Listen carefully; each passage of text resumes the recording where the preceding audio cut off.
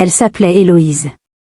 Elle venait d'avoir 19 ans lorsqu'elle franchit pour la première fois les lourdes grilles de fer forgé du domaine Vélacourt. Elle n'avait pas eu le choix. Sa mère était malade, son père avait disparu depuis son enfance, et les dettes s'empilaient comme les courriers qu'on n'ouvre plus. Travailler comme femme de maison dans l'un des plus riches domaines du pays était une opportunité rêvée, ou un piège doré. Elle ne savait pas encore. Le manoir Vélacourt se dressait au sommet d'une colline, tel un mausolée d'un autre temps. 3 étages, une dizaine de chambres, un jardin à la française et surtout, une aile fermée au public. L'aile. C'est là qu'il vivait. Adrien Vélacourt. 42 ans. Ancien magnate des télécommunications, créateur d'une des premières start-up devenues licornes dans les années 2000. Il avait tout connu, la gloire, la richesse, les voyages, les unes de magazines, puis, la chute.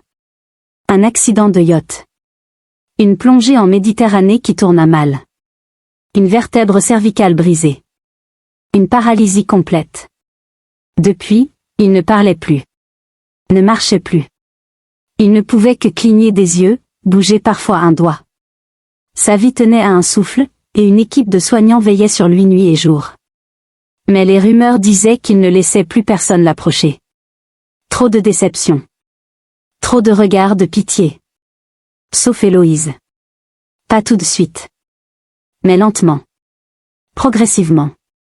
La gouvernante, Madame Roussel, avait été claire. Tu ne poses pas de questions. Tu fais ce qu'on te demande. Tu entres, tu sors. Et tu ne t'attaches pas. Mais comment ne pas s'attacher, quand on côtoie le silence chaque jour? Les premiers jours, Héloïse ne faisait que nettoyer sa chambre. Changer les draps. Réarranger les livres sur les étagères. Dépoussiérer les cadres photos. Il y avait, parmi eux, une image qui l'avait marqué, Adrien jeune, en costume blanc, debout sur une falaise, souriant à la mer. À côté de lui, une femme floue. On avait arraché son visage. Chaque matin, Héloïse entrait en silence. Il était là. Dans son fauteuil. Ses yeux fixaient un point invisible, toujours vers la fenêtre. Parfois, elle osait un regard.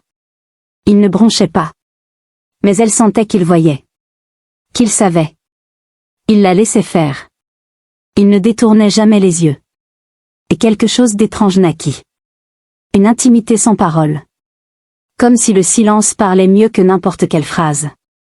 Elle apprit ses habitudes. Le rythme de sa respiration. Le léger mouvement de ses paupières quand il voulait dire non. Un frémissement du doigt quand il voulait dire oui. Il ne parlait pas, mais il existait. Et c'était suffisant. 3 semaines après son arrivée, la gouvernante entra dans la chambre d'Héloïse en fin d'après-midi. Demain matin, tu t'occuperas du bain de Monsieur Adrien. Le personnel habituel est en congé. Tu es prête? Elle n'avait pas le choix. La salle de bain de l'aile était immense. Carrelage en marbre noir, baignoire ergonomique, lumière douce. Tout avait été pensé pour que l'homme qu'il fut autrefois puisse garder un semblant de dignité. Il était déjà là, placé dans l'eau tiède par un mécanisme électrique. Nu. Fragile. Immobile. Héloïse sentit son cœur battre plus fort. Ce n'était pas de la honte. C'était une sorte de sacré. Comme si elle entrait dans un sanctuaire. Elle prit l'éponge. Trempa doucement. S'approcha. Ses mains tremblaient. Elle commença par les épaules. Puis descendit le long du torse. Sa peau était pâle, presque translucide. Elle y vit des veines, fines comme des racines. Des marques de piqûres. Une ancienne cicatrice sur l'omoplate. Elle n'osa pas demander.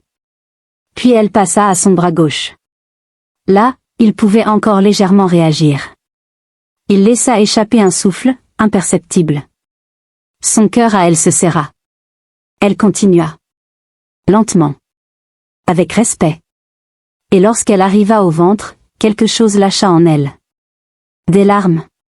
Incontrôlables. Soudaines. Pures. Elle s'arrêta. Éponge en main.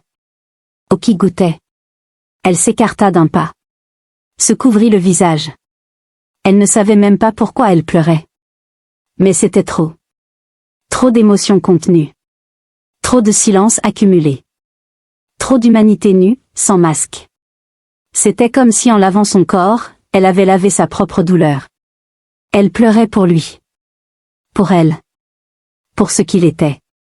Pour ce qu'elle aurait pu devenir. Pour tous ces gens figés qu'on oublie. Et puis elle entendit. Un son. Léger. Elle leva les yeux. Et dans les siens, une larme. Lui aussi. Il pleurait. Ce jour-là, quelque chose avait changé. Héloïse quitta la salle de bain en silence, les yeux encore humides, l'éponge encore chaude dans ses mains. Elle ne dit rien à personne. Pas à la gouvernante, pas aux aides-soignants. C'était leur secret. Le premier. Le plus sacré. Mais le lendemain matin, quand elle entra dans sa chambre, il la regardait autrement. Ses yeux, jadis vides, brillaient d'un éclat nouveau. Faible, mais réel. Elle sentit une étrange chaleur dans son ventre. Ce n'était pas de l'amour. Pas encore. C'était de la reconnaissance. Une chose rare dans cette maison. Les jours suivants, il se mit à cligner davantage des yeux quand elle entrait. Un clignement pour dire bonjour. Deux pour lui dire merci. Et parfois, un seul, mais long, profond. Comme un soupir retenu. Il ne parlait toujours pas. Il ne bougeait presque pas. Mais Héloïse l'entendait. Elle comprenait. Elle devinait. Elle passait plus de temps dans sa chambre. Après les tâches ménagères, elle restait parfois assise près de la fenêtre, avec lui. En silence. Elle lisait à voix basse. Des poèmes de Prévert. Des extraits de romans qu'elle avait découverts à la bibliothèque du manoir. Parfois même, elle lui racontait des anecdotes de son enfance. Et il écoutait. À sa façon. Chaque soir, elle repartait le cœur un peu plus plein. Elle n'était plus seulement une servante. Elle devenait sa voix. Son oreille. Son souffle. Une semaine plus tard, elle trouva un objet sous un coussin du fauteuil roulant, une tablette. Vieille, un peu abîmée, mais encore fonctionnelle. Elle la toucha par curiosité, et elle s'alluma. Une application était ouverte, un clavier spécial pour paralyser, où chaque lettre pouvait être choisie par un léger mouvement de doigt. Lent, fastidieux, mais possible. Très lentement, Héloïse vit apparaître un mot. Merci. Son cœur se serra. Elle posa la main sur la sienne. Il ne bougea pas. Mais elle sentit une tension douce, comme un frémissement intérieur. Puis il recommença. Tu m'as réveillée. Les larmes lui montèrent de nouveau, mais cette fois, elle sourit. Elle se pencha près de lui et murmura. Je suis heureuse que vous soyez là, monsieur Adrien. Et pendant 10 minutes, il écrivit encore. Lentement. Lettre par lettre. Mot après mot. Elle ne comprit pas tout. Des noms. Des dates. Une phrase. Tu ressembles à elle. À qui, osa-t-elle demander? Il hésita. Puis écrivit. Clara. Le prénom résonna dans la pièce comme un fantôme qu'on ne veut plus voir. Elle le retrouva plus tard, en douce, sur une photographie ancienne glissée entre 2 livres. Une femme blonde, fine, le regard triste. Sa compagne, sans doute. Ou son amour perdu. Elle avait l'air si lointaine, comme un souvenir qu'on n'ose plus toucher. Héloïse ne posa plus de questions. Elle respecta le silence. Mais elle sut, à cet instant, qu'elle portait en elle un reflet de cette femme-là. Et que, malgré elle, elle venait d'ouvrir une porte verrouillée depuis trop longtemps. Les saisons commencèrent à tourner doucement. Les feuilles prirent des teintes orangées. L'air devint plus froid. Mais dans l'allée, il faisait chaud. Chaleureux, même. Le personnel s'étonnait. Monsieur Adrien acceptait qu'on le déplace un peu plus. Qu'on lui coupe les cheveux. Qu'on le rase. Il fixait le jardin à travers les fenêtres. Il ne restait plus figé comme une statue. Il vivait. Et tout cela, grâce à elle. La gouvernante le remarqua aussi. Tu as fait du bien à monsieur Adrien. Je ne sais pas ce que tu lui as dit, mais il sourit des yeux, maintenant. Héloïse ne répondit rien. Elle gardait tout en elle. Ces échanges silencieux, ces regards longs, ces instants volés au temps. Elle apprit même à reconnaître les petits signes de douleur. Il avait mal au ventre certains jours, ou au dos. Elle appelait les infirmiers, ajustait ses coussins, lui massait doucement les mains. Et un jour, il demanda quelque chose d'étonnant. « Veux-tu me rebaptiser ?» Elle ne comprit pas. « Vous dire autrement ?» Il cligna 2 fois des yeux. Puis écrivit. « Dis-moi comme tu veux. Nouveau prénom. Nouvelle vie. » Elle réfléchit. Longtemps. Puis, timidement. « Et si je vous appelais Gabriel ? Comme l'ange. Celui qui veille sans parler. » Un clignement. Un souffle. Il acceptait. À partir de ce jour, il devint Gabriel pour elle. Et elle devint plus qu'une servante. Elle était une présence, un souffle. Une renaissance. L'automne était tombé comme un voile. Le vent s'engouffrait dans les couloirs du manoir, faisait craquer les parquets, remuait les rideaux comme des fantômes fatigués. Héloïse n'en avait cure. Depuis qu'il était devenu Gabriel, elle n'entendait plus le monde comme avant. Ses journées tournaient autour de lui. De ses souffles. De ses silences. De ses yeux. Ils avaient inventé leur propre langage. 3 clignements pour « je ne veux pas parler ». Un regard fixe pour dire « reste encore un peu ». Et parfois, elle sentait une chaleur dans sa poitrine lorsqu'il la suivait du regard jusqu'à la porte, comme s'il voulait la retenir. Mais un soir, alors qu'elle fermait les volets, elle le trouva les yeux humides. Il pleurait.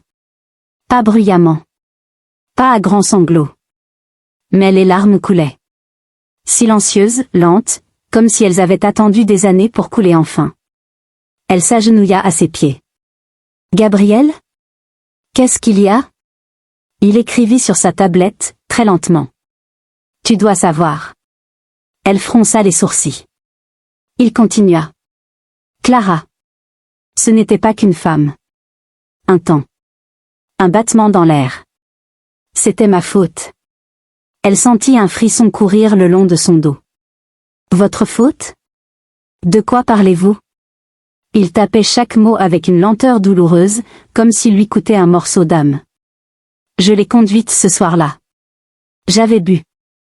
Je me croyais invincible. » Elle comprit. Son souffle se coupa. L'accident, c'était. Il cligna des yeux. Une fois. Oui. Elle est morte sur le coup. Moi, je suis restée. Un silence s'abattit dans la pièce. Pas un silence doux. Un silence de plomb, glacial, qui écrase. Héloïse ne sut pas quoi dire.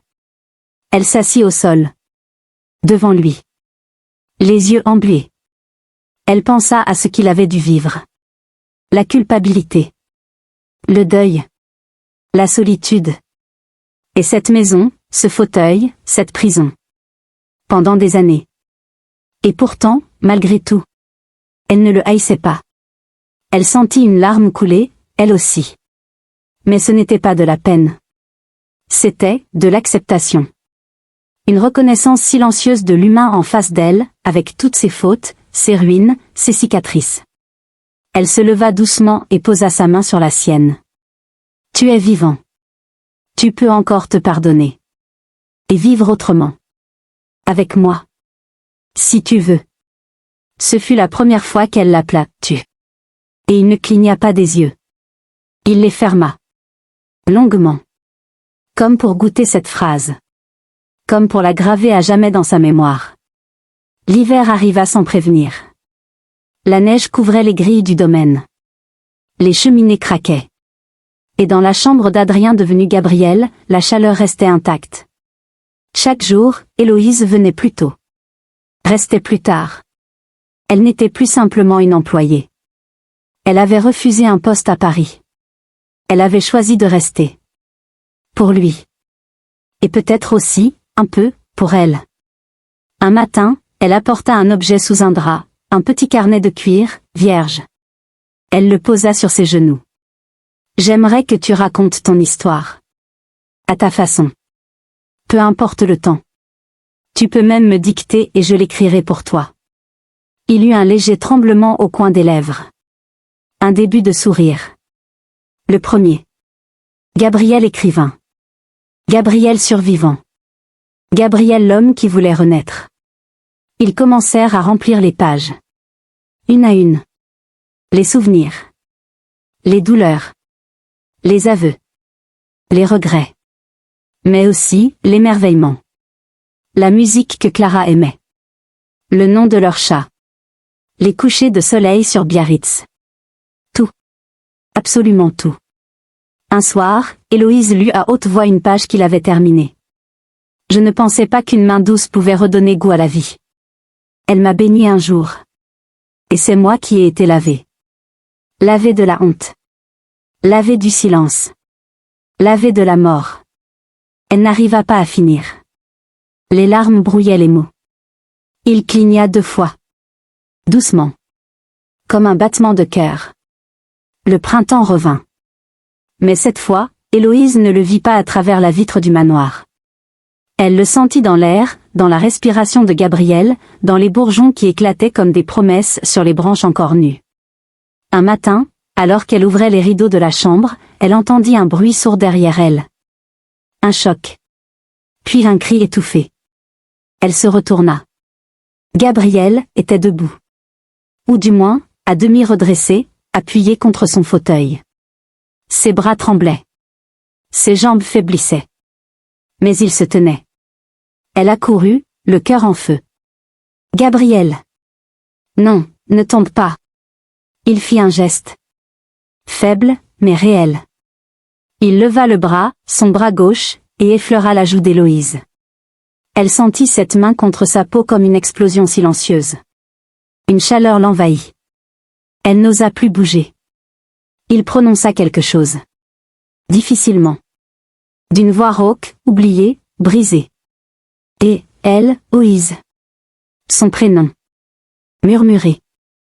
Pour la première fois. Elle éclata en sanglots. Se jeta dans ses bras, doucement, avec cette prudence qui vient quand on touche un miracle du bout des doigts. Ce fut le premier jour de leur nouvelle vie. Avec l'aide d'un centre de rééducation discret, Gabriel fit des progrès inattendus.